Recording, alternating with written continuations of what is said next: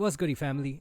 With little in the way of good news about our stock market and a market decrease in investment and interest of retail investors over the past couple of months, we're seeing the first big push since the downturn to stimulate the market locally, while capitalizing on a big trend globally at the same time.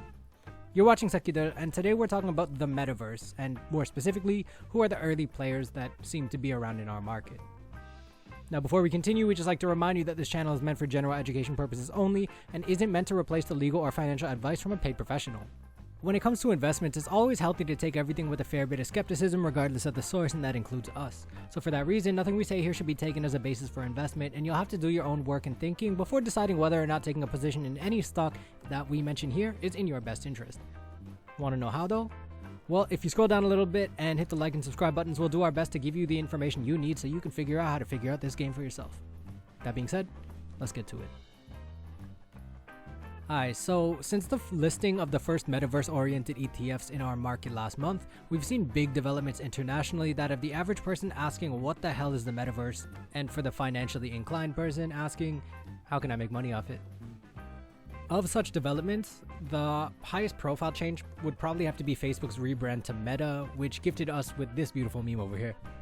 Now, since then, we've seen a massive surge in inflows to Korean metaverse ETFs and funds, with each of the four big ones jumping 20 to 50% over the past 2 months, and funds like the Samsung Codex K Metaverse Active Stock Fund up a whopping 37 over 5 weeks since its inception on October 22nd.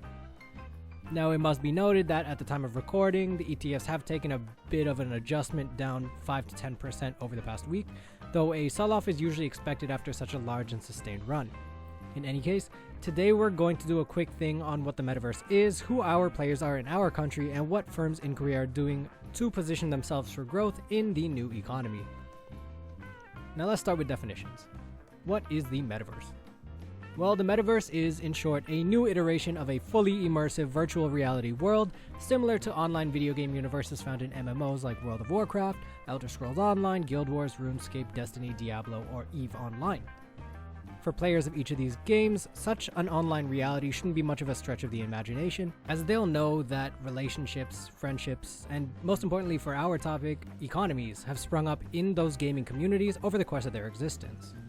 Now, maybe some of you will remember the massive sword that players of the NC Dinos wielded after winning the KBO Championship last October. Well, that thing was a real-life generated version of the Execution Sword, an artifact from NCSoft's most famous game lineage.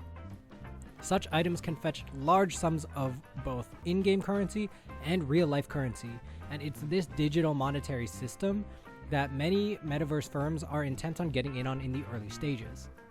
Another example is EVE. Now, in the case of EVE Online, parts of ships, digital ships, including bodies, engines, weapons, shields, energy capacitors, and whatnot, can jack the value of a ship up tens of thousands of real-world US dollars with one ship. Now, the Gold Magnate was a ship that sold for the equivalent of 33,000 US dollars in January of last year. If you're interested in looking around, the website playerauctions.com has a real-time market tracker for EVE Online assets, as well as the conversion rate for ISK to USD.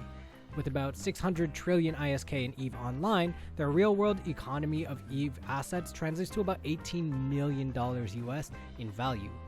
And this is just things that people own in that game world, and that should really help demonstrate why a mainstream metaverse is a tempting opportunity for investors. Like, imagine you had such a community and such an economy in a digital reality paradigm that didn't require the users to actually be playing a game or to even be interested in it.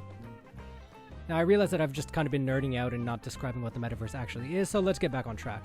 Basically, the metaverse would create this open world virtual reality, but in a way that isn't necessarily tied to any gaming experience.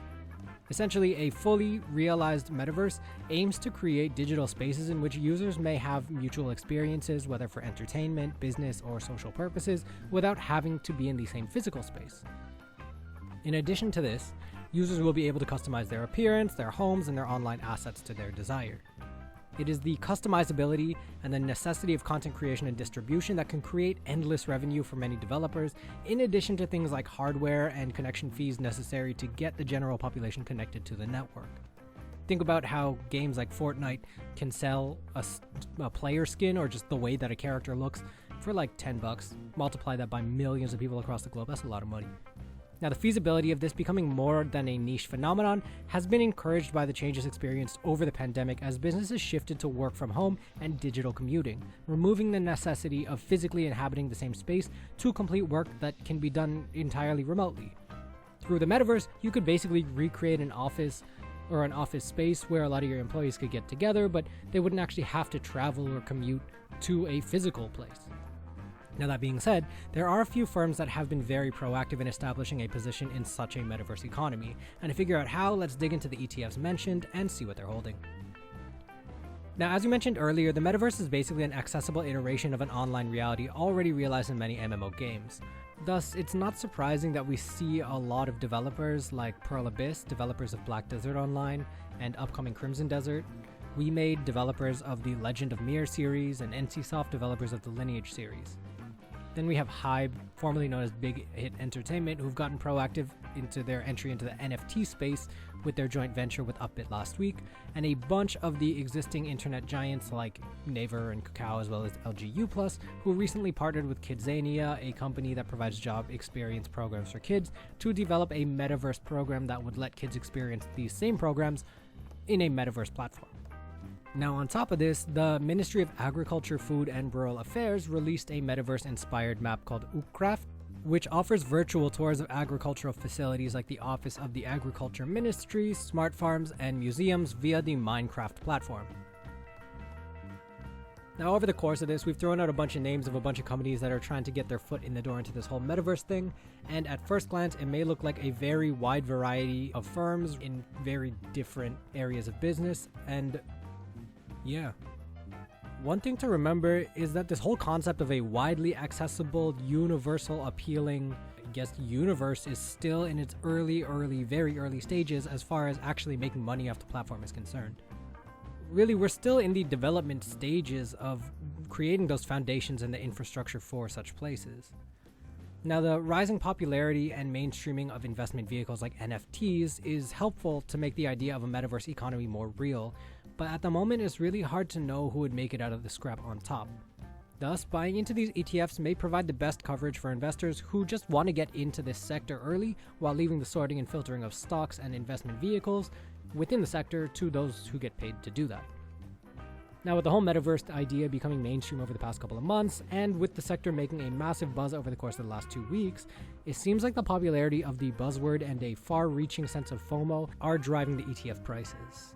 With the way that people have historically FOMO'd much too early into new technologies like the internet at the turn of the millennium, sustainable energy maybe 5 years ago, and unrealized EV companies over the past couple of years, sprinting into metaverse stocks at this stage could leave a lot of unsophisticated investors holding the bag early. So basically, this could be the perfect time to get in, but it could also be a big bubble moment. I know what I think, I'll tell you soon, but tell us what you think in the comment section below. In any case, I personally am going to wait for the dust to settle before I make any big decisions about how I'm going to distribute my money within the sector.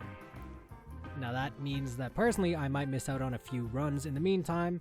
I mean, I sure as hell missed out on that Metaverse ETF run over the past 2 weeks, but as the Chinese saying goes, muddy water makes it easy to catch fish, or lack of transparency makes opportunism more viable. And if there's one thing I know about myself is that I'm a terrible opportunist with an unhealthy obsession with never being the one left holding the bag. So with so little clarity regarding who will come out on top, the water is far too muddy for me personally to jump in at the moment.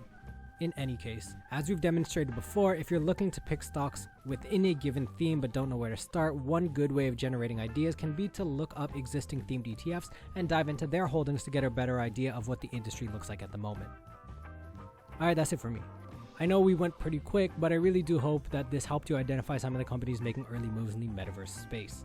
We're going to be watching this sector, so if anything really big or noteworthy actually does happen, we're going to definitely make a video on it. Still, right now, end of the year, it's a really busy time for me, but I'll do my best to make sure that any really pressing information that I find is relayed to you guys with the quickness. In any case, enjoy the end of November, and hopefully soon, we'll all be able to kick it and chill in the metaverse together. Alright, take it easy, fam.